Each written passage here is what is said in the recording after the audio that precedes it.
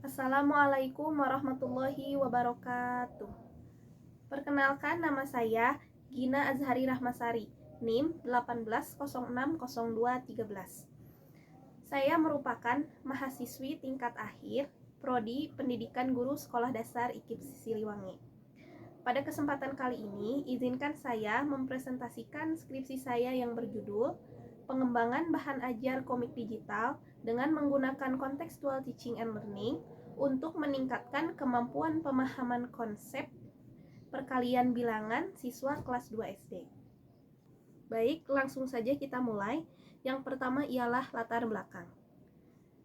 Adapun hal-hal yang melatar belakangi adanya penelitian pengembangan ini ialah yang pertama, karena rendahnya pemahaman konsep matematika siswa pada materi perkalian. Kemudian poin yang kedua, metode belajar yang digunakan guru belum sesuai dengan materi perkalian. Yang ketiga, media pembelajaran yang kurang menarik dan membosankan, membuat rendahnya minat belajar siswa terhadap materi perkalian. Sehingga berdasarkan ketiga poin tersebut, peneliti mengambil solusi, yaitu mengembangkan bahan ajar komik digital dengan menggunakan contextual teaching and learning. Selanjutnya ialah rumusan masalah. Adapun rumusan masalah pada penelitian pengembangan ini terdapat 4 poin. Yang pertama, bagaimana proses pengembangan bahan ajar komik digital dengan contextual teaching and learning. Yang kedua, bagaimana kelayakan pengembangan bahan ajar komik digital dengan menggunakan contextual teaching and learning. Kemudian yang ketiga, bagaimana respon siswa dan guru terhadap pengembangan bahan ajar komik digital dengan contextual teaching and learning. Dan yang terakhir, poin keempat, bagaimana peningkatan kemampuan pemahaman konsep siswa pada materi perkalian. Adapun tujuan penelitian dari pengembangan bahan ajar komik digital ini ialah yang pertama, menganalisis proses pengembangan bahan ajar komik digital. Yang kedua, menganalisis kelayakan pengembangan bahan ajar komik digital. Yang ketiga, menganalisis respon siswa dan guru terhadap pengembangan bahan ajar komik digital. Dan yang terakhir, menganalisis peningkatan kemampuan pemahaman konsep matematika siswa kelas 2 sekolah dasar. Adapun landasan teori dari penelitian pengembangan ini ialah, sebagaimana Saragih menyatakan dalam penelitiannya, bahwa kemampuan pemahaman konsep memiliki urgensi untuk dikuasai siswa karena membantu siswa untuk memahami suatu pokok pembahasan matematika.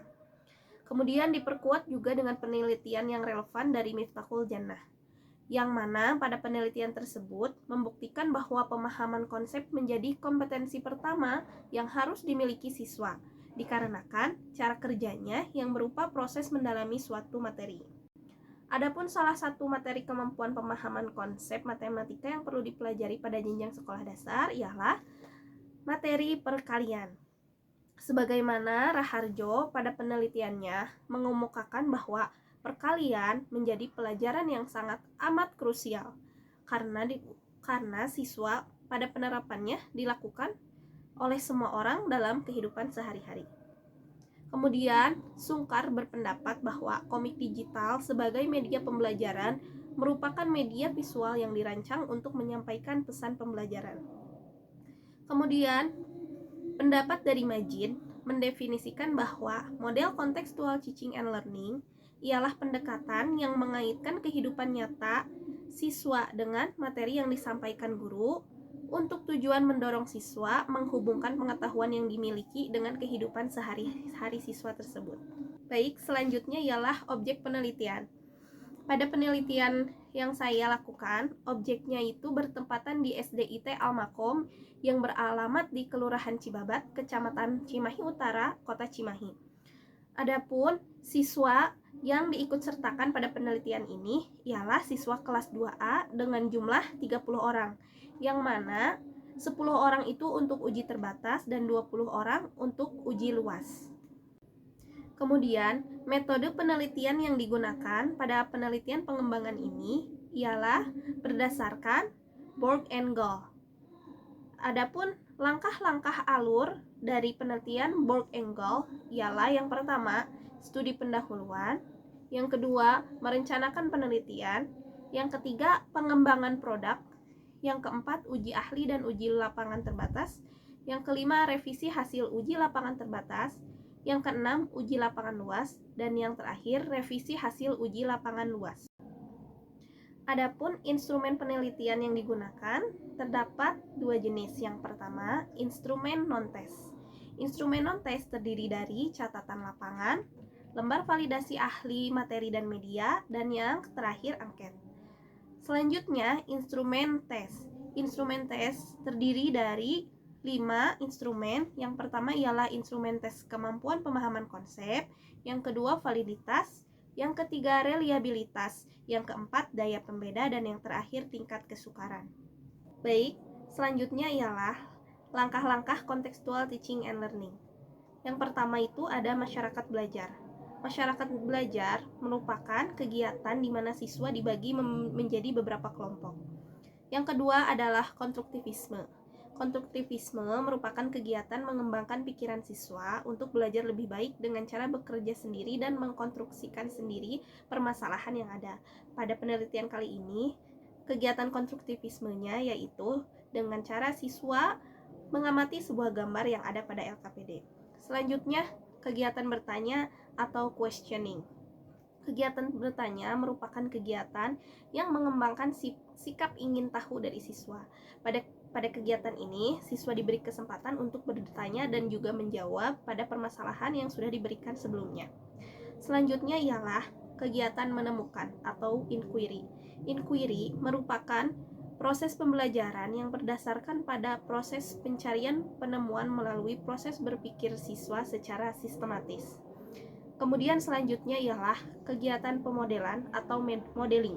Dalam pembelajaran perlu ada model yang dicontoh oleh siswa.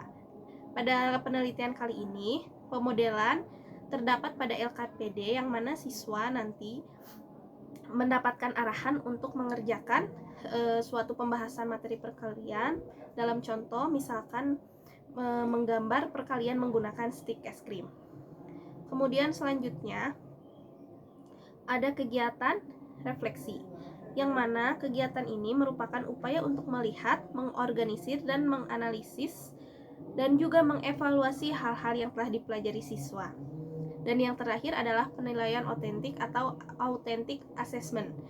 Nah, kegiatan ini bertujuan untuk mengukur hasil pembelajaran selain dengan tes. Nah, yang mana diukur juga dengan asesmen autentik yang dapat memberikan informasi yang benar dan akurat tentang apa yang benar-benar diketahui dan dilakukan siswa. Baik, setelah semua langkah-langkah dilakukan, berikut hasil dari penelitian pengembangan ini, yaitu yang pertama ada pada poin pengembangan bahan ajar komik digital. Nah, pada pengembangan bahan ajar komik digital ini, hal-hal yang kita laksanakan ialah yang pertama pengumpulan data melalui studi pendahuluan dan studi lapangan, yang kedua merancang desain produk, yang ketiga mengembangkan draft produk, yang keempat pengujian produk oleh ahli sebelum diuji cobakan pada uji terbatas. Kemudian yang kelima revisi produk hasil uji terbatas, yang keenam uji luas, dan yang terakhir uji produk versi hasil uji luas. Kemudian poin yang kedua pada hasil penelitian ialah kelayakan bahan ajar komik digital. Pada poin kedua ini kita bisa melihat hasil dari validasi ahli materi dan ahli media yang ditampilkan melalui diagram batang berikut ini. Yang pertama, dari hasil validasi ahli materi bisa kita lihat perolehan nilainya itu sebesar 82,14%, sehingga masuk ke dalam kategori sangat layak. Begitupun dengan hasil validasi oleh ahli media diperoleh nilai akhir sebesar 81,8% dengan kategori sangat layak. Sehingga dapat disimpulkan bahwa pada kelayakan validasi ahli materi dan ahli media, kedua-duanya mendapatkan kategori sangat layak. Selanjutnya, poin ketiga pada hasil penelitian ialah respon guru dan siswa. Berikut diagram batang yang menunjukkan hasil angket respon guru dan hasil angket respon siswa pada uji terbatas dan uji luas. Pada hasil angket respon guru, perolehan nilainya itu sebesar 85%. Dan kemudian pada uji luas memperoleh nilai 88,75%. Keduanya memperoleh kategori sangat layak. Kemudian pada hasil angket respon siswa dapat kita lihat perolehan angket siswa uji terbatas sebesar 81,12%, dengan kategori sangat baik dan uji luas sebesar 74,43% dengan kategori baik. Poin yang keempat, pada hasil penelitian ialah peningkatan kemampuan pemahaman konsep. Berikut disajikan diagram batang untuk hasil endgame, pretest, dan posttest. Pada uji terbatas dan uji luas, perolehan nilai endgame, pretest, dan posttest itu sebesar 48,12% dan uji luas sebesar 43,90%. Keduanya masuk ke dalam kategori sedang. Kemudian yang terakhir ialah poin perbandingan pretest dan posttest indikator kemampuan pemahaman konsep. Berikut sudah disajikan pada diagram batang perbandingan pretest dan posttest kemampuan pemahaman konsep pada uji terbatas dan uji luas. Bisa kita lihat pada uji terbatas, perolehan nilai rata-rata pretest sebesar 25,6% dengan kategori rendah dan kemudian setelah diberi perlakuan, pada perolehan posttest itu mendapatkan 62,8% dengan kategori sedang. Kemudian pada diagram uji luas bisa kita lihat perolehan rata-rata pada pretest itu sebesar 19,5% dengan kategori sangat rendah dan kemudian setelah diberi perlakuan pada posttest mendapatkan perolehan persentase sebesar 55,94% dengan kategori sedang. Sehingga berdasarkan perolehan nilai pada kedua uji terbatas dan uji luas, perbandingan kemampuan pemahaman konsep pada indikatornya itu terdapat peningkatan yang tadinya dari rendah ke sedang dan yang satu lagi dari sangat rendah ke sedang. Untuk itu, berdasarkan perolehan yang didapat pada pembahasan yang telah diuraikan sebelumnya, dapat ditarik kesimpulan yaitu 1. Proses pengembangan bahan ajar komik digital dengan tahap pengembangan bulk and goal terdiri dari penelitian pendahuluan atau pra-survey, perencanaan penelitian, pengembangan model atau produk awal, uji ahli dan uji coba lapangan terbatas, revisi hasil uji lapangan terbatas, pelaksanaan uji lapangan luas, dan revisi hasil uji lapangan luas. Poin yang kedua pada bagian kesimpulan ialah kelayakan bahan ajar komik digital berdasarkan validasi terhadap bahan ajar komik digital oleh media ahli dan materi dinyatakan sangat layak untuk digunakan. Pada poin yang ketiga, respon guru dan siswa berdasarkan perolehan nilai dari pengisian angket respon guru dan siswa pada saat uji terbatas dan uji luas memperoleh nilai dengan kategori sangat baik. Dan yang terakhir, peningkatan kemampuan pemahaman konsep siswa pada materi operasi hitung perkalian dapat dilihat berdasarkan hasil perolehan nilai endgame dengan kategori sedang, sehingga dapat disimpulkan bahwa terdapat peningkatan kemampuan pemahaman konsep perkalian siswa kelas 2 pada pelaksanaan uji terbatas dan uji luas. Dan yang terakhir ialah saran. Saran ini terbagi menjadi 3 bagian, yaitu yang pertama untuk siswa. Yaitu yang pertama, siswa dapat belajar dengan situasi yang menyenangkan dan lebih semangat pada materi operasi hitung perkalian melalui bahan ajar komik digital. Yang kedua, melalui kegiatan tanya jawab bersama guru dapat menimbulkan rasa ingin tahu dan sikap percaya diri pada siswa ketika pembelajaran materi operasi hitung perkalian. Yang kedua, saran bagi guru ialah materi perkalian menggunakan bahan ajar komik digital perlu diterapkan oleh guru pada saat di kelas, karena tampilannya yang menarik membuat siswa semangat untuk mempelajarinya.